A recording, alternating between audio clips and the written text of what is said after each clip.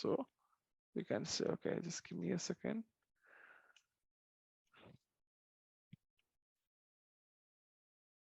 Let me download this. It's a bit slow. I have downloaded this one now. See. Okay. Can we see? I'm just taking my mouse pointers on and up. Okay. See. We're seeing it. Isn't this interactive? Okay. See.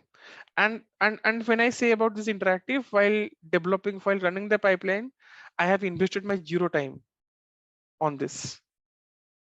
It comes itself available with Nextflow. I have invested my zero time actually. Okay. So this you can see, right? Let me just find something interesting for you. On the left side, GC content or sequence quality. Okay. Read one after filtering, read two before filtering, after filtering, all those things basically. Okay. So this is basically, and also you will be getting, you know that we are doing annotation, right? So in this annotation also, we also need to know, right? Like what are the mutations which are basically deleterious or which are deletions or which are basically other things, right? So all these things also you can get to know over here. See. Okay. Right. Again, for your information, this report generated, it's basically I have invested my zero time. So you're getting this benefit. Now let me see what next benefit I'm getting. I'm showing you one more output. We'll go to back. Now, so here also you get one more report, which is known as pipeline info. If you go to the pipeline info folder, there is one report which is known as execution report. I'll show you what is this execution report quickly.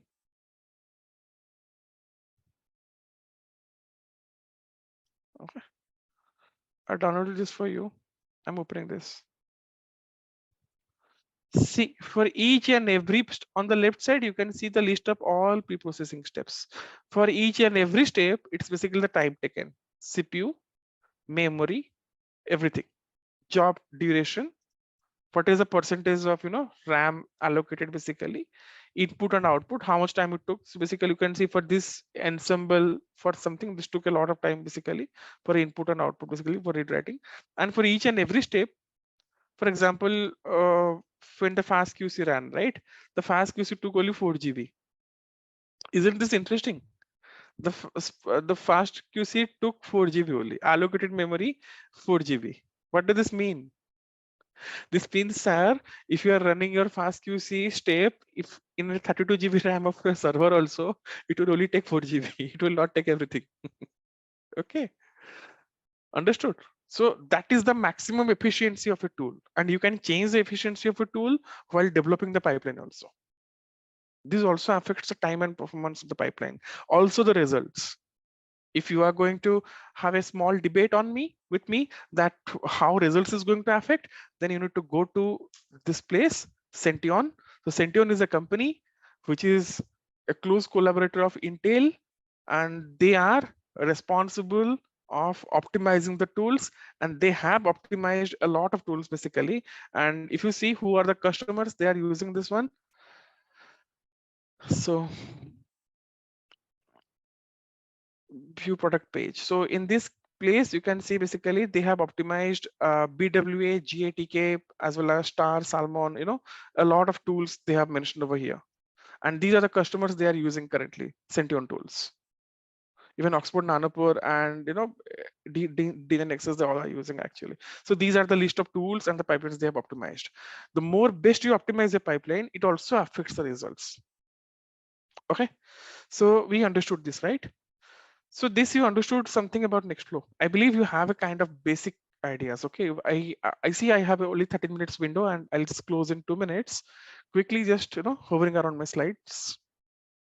Okay, so very recently, there is some research around some universities what they do. They took Nextflow pipelines basically, and they used on a kind of a bulk genomics data, and they tested each and every portion of that, and they have given their impressions on how this pipeline is basically going to change the state of art. basically in terms of development and developing genomic solutions. And if you see, this is basically what the Nextflow pipeline currently supports. I'm pretty sure this is completely out of the box for most of you. For 80% of the persons, I don't want to go depth into this, but you can run Nextflow pipelines on any environment, on any storage system, on any kind of CPU, on any kind of processor, everything. Okay, it is compatible with everything actually.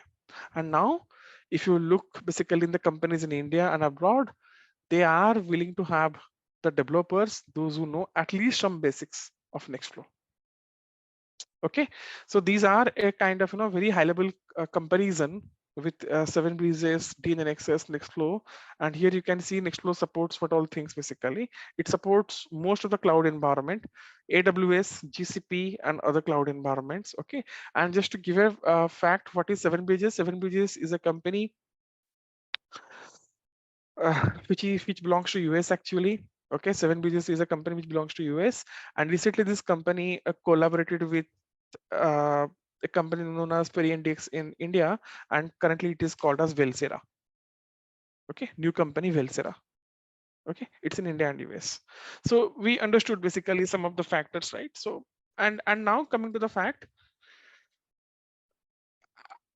what is the take home concern basically? The take home concern is wherever you develop any NGS pipelines, wherever you develop a kind of you work on any area basically on NGS or in bioinformatics, either it's related to data transfer and storage, it is related to genomics workflow automation, data aggregation, tertiary analysis. So when it says the tertiary analysis, it's the end analysis actually, or cost optimization, right?